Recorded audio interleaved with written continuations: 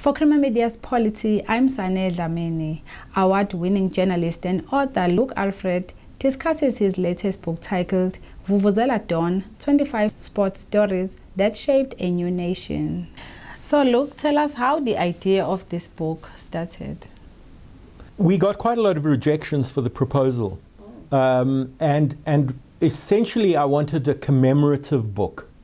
I've always felt quite strongly in South African sport that our sports administrators and even perhaps our government don't pay enough attention to the sporting heroes of the recent past. You know, in other parts of the world they have halls of fame, they have sports museums. We don't have that here. We should have that here. So initially the conception was commemorative. And then we married that, and that was just a personal project. It wasn't Luke, Alfred and Ian Hawkey. Ian's a very close friend of mine, although he's an Englishman and he lives in England. And we were talking and we kind of panel beat something into shape. And we said, we can't have something just commemorative because that makes it sound a bit musty and a bit boring.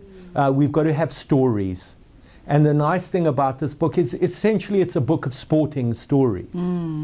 Vuvuzela is hard to ignore, especially in our country. It was widely used in 2010 during the World Cup. How do you think it united soccer fans at the time? Look, the Vuvuzela is undoubtedly important as a kind of a democratic icon. You know, we know what a Vuvuzela is, we know what it sounds like, we have strong feelings about Vuvuzelas, good or bad. You know, and what we tried to do in the title of the book is the title took a long time to arrive. And Vuvuzela Dawn is a combination, if you like, of a recognizable South African icon with the idea of new beginnings. So the idea of a new start, the idea of freshness, mornings, democratic beginnings. So that's how we came up with Vuvuzela Dawn. You interviewed junior featherweight champion Vuyani Bungu, who was back to square one despite getting high accolades. What was it like to meet this legend, and how did his victory impact his life for the better? It's a difficult question to answer on how the victory of the world title against Kennedy McKinney impacted on him, because it was he successfully defended his title about 12 or 13 times. But he's part of this very amnesia that I've identified that I wanted to try and write against in the book. You know, Vuyani won the title against Kennedy McKinney in 1994. So, you know, that's nearly 25 years ago. And Vuyani is forgotten. And it doesn't help that he lives in a place like East London, which is a little off the beaten track, and he probably doesn't get the accolades that he deserves.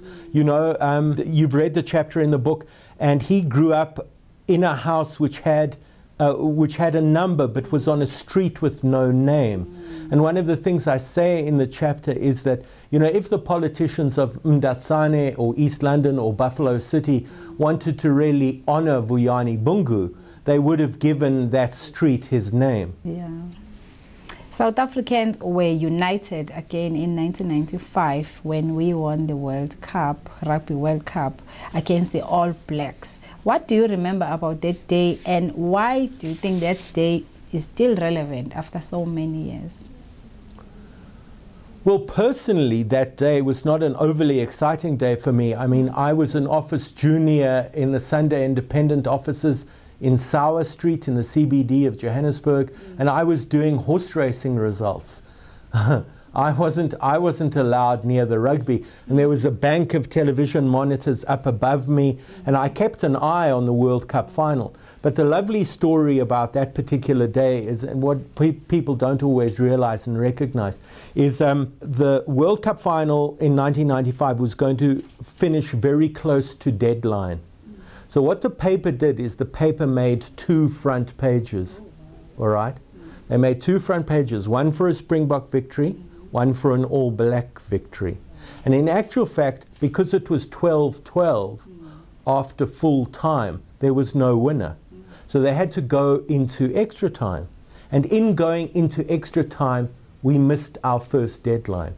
So the first deadline of the Sunday Independent as a paper, because the first edition of the paper came out on the Sunday after the World Cup final. We missed our first deadline. But then Joel Stransky kicked the winning drop goal. We won 15-12, and the paper did come out, and very happily, I might add, because obviously we had won the World Cup final. But we missed our first deadline. I was surprised when I read about the First Lady of Limpopo, Caster Semenya, that she first wanted to be a footballer, and then obviously she's an athlete. Briefly tell us about how her career started. Look, she was always very talented as an athlete.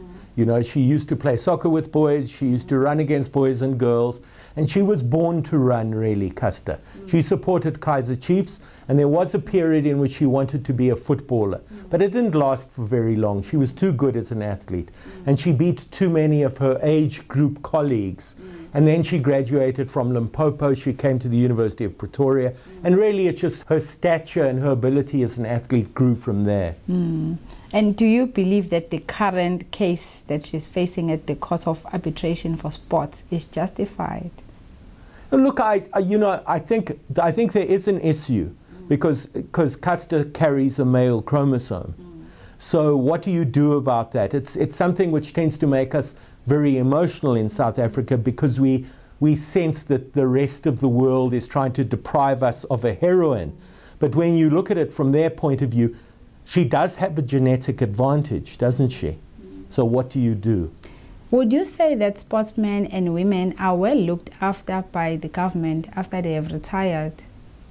Look, you know, that's a difficult one, because, you know, should government step in to support sports heroes, then you find yourself asking, well, you know, why confine it to sports heroes? Why not actors or musicians? Or, you know, and the government can't give a helping hand to everyone in need.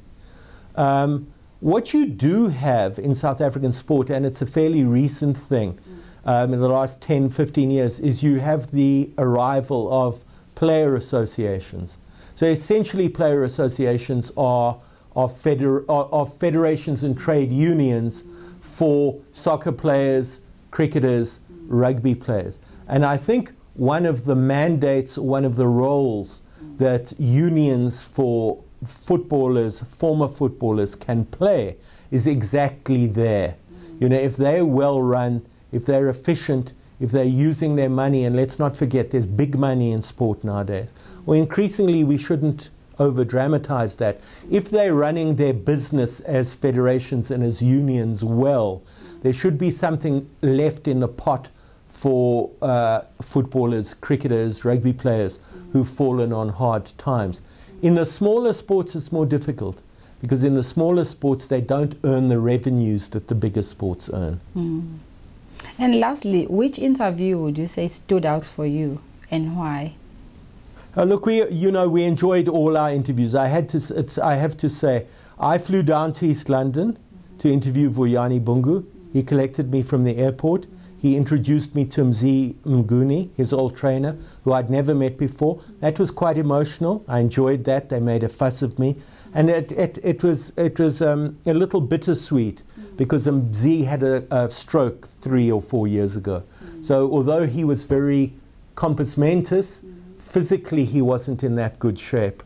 So, you know, he was slouched in his armchair, but he had good recall, and it was nice. And Vuyani got very emotional when the three of us were together, and that is in the book. I enjoyed the Josiah Tugwani interview very much. Victor Matfield was excellent. Victor Matfield got 98% for maths in matric. You think of rugby players as stupid. Victor Matfield is not stupid. Victor Matfield is very cerebral. He gave me a very thoughtful, very technically acute interview, and I enjoyed that. So sort of in response to the question, the top three, those would probably be the top three I enjoy. Also, I'm kind of, you know, changing my story as I answer the question. I got quite close to the rowers. I got quite close to the rowers. I interviewed all the rowers, James Thompson, John Smith, Matt Britton, and Sizwe Ndlovu. And that was quite emotional for me, because the Rose were no hopers. The fact that the Rose won gold in London in 2012 is a remarkable story. You'll see it in the book. Thank you Yeah. very much for your time.